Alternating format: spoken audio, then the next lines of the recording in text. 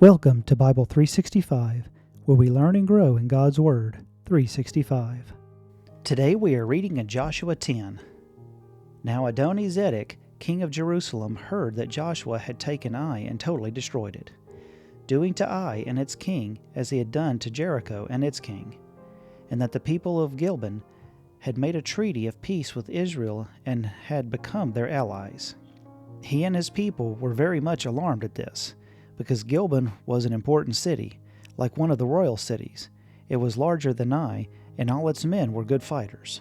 So Adoni-Zedek, king of Jerusalem, appealed to Hoam, king of Hebron, Piram, king of Jarmuth, Japhia, king of Lachish, and Derbe, king of Elgon. "Come up and help me attack Gibeon," he said, because it has made peace with Joshua and the Israelites. Then the 5 kings of the Amorites, the kings of Jerusalem, Hebron, Jarmuth, Lachish, and Eglon, joined forces. They moved up with all their troops and took up position against Gilban and attacked it. The Gibeonites then sent word to Joshua in the camp of Gilgal, "Do not abandon your servants. Come up to us quickly and save us. Help us, because all the Amorite kings from the hill countries have joined forces against us." So Joshua marched up from Gilgal with his entire army, including all the best fighting men. The Lord said to Joshua, "Do not be afraid of them. I have given them into your hand. Not one of them will be able to withstand you." After an all-night march from Gilgal, Joshua took them by surprise. The Lord threw them into confusion before Israel. So Joshua and the Israelites defeated them completely at Gibeon. Israel pursued them along the road going up to Beth Horon, and cut them down all the way to Azekah and Makkedah. As they fled before Israel on the road down to Beth Horon to Azekah, the Lord hurled large hailstones down on them, and more of them died from the hail than were killed by the sword of the Israelites. On the day the Lord gave the Amorites over to Israel, Joshua said to the Lord in the presence of Israel, "Sun, stand over Gibeon, and you, moon, over the valley of Ajalon." So the sun stood still, and the moon stopped, till the nation avenged itself on its enemies, as it is written in the book of Jeshar. The sun stopped in the middle of the sky and delayed going down about a full day. There has never been a day like it before or since, a day when the Lord listened to a human being. Surely the Lord was fighting for Israel. Then Joshua returned with all of Israel to the camp of Gilgal. Now the 5 kings had fled and hidden in the cave of Makkedah. When Joshua was told that the 5 kings had been hiding in a cave at Makkedah, he said, "Roll large rocks up to the mouth of the cave, and post some men there to guard it. But don't stop, pursue your enemies. Attack them from the rear, and don't let them reach their cities, for the Lord your God has given them into your hand." So Joshua and the Israelites defeated them completely, but a few survivors to manage to reach their fortified cities. The whole army then returned safely to Joshua in the camp of Makkedah, and no one uttered a word against the Israelites. Joshua said, "Open the mouth of the cave, and bring those 5 kings out to me." So they brought the 5 kings out of the cave, the kings of Jerusalem, Hebron, Jarmuth, Lachish, and Eglon.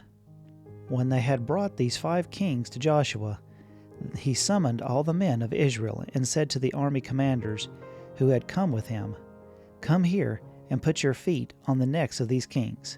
So they came forward and placed their feet on their necks.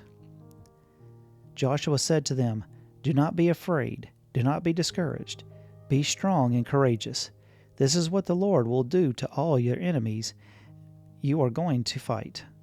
Then Joshua put the kings to death and exposed their bodies on 5 poles, and they were left hanging on the poles until evening. At sunset Joshua gave the order, and they took them down from the poles and threw them into the cave where they had been hiding. At the mouth of the cave they placed large rocks, which are there to this day. That day Joshua took Makkedah.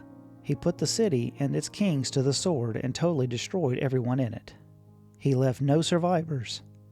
And he did to the king of Makkedah as he had done to the king of Jericho. Then Joshua and all Israel with him moved from Makkedah to Libnah and attacked it. The Lord also gave that city and its king into Israel's hand. The city and everyone in it Joshua put to the sword. He left no survivors there. And he did to its king as he had done to the king of Jericho. Then Joshua and all Israel with him moved from Libnah to Lachish. He took up position against it and attacked it. The Lord gave Lachish into Israel's hands, and Joshua took it on the second day. The city and everyone in it he put to the sword, just as he had done to Libnah. Meanwhile, Horam, king of Gezer, had come up to help Lachish, but Joshua defeated him and his army, until no survivors were left. Then Joshua and all Israel with him moved on from Lachish to Elgon. They took up position against it and attacked it. They captured it that same day, and put to the sword, and totally destroyed everyone in it, just as they had done to Lachish. Then Joshua and all Israel with him went up from Elgon and Hebron and attacked it. They took the city and put it to the sword, together with its king, its villages, and everyone in it. They left no survivors, just as Elgon, they totally destroyed it and everyone in it. Then Joshua and all Israel with him turned around and attacked Debri. They took the city, its kings and villages, and put them to the sword.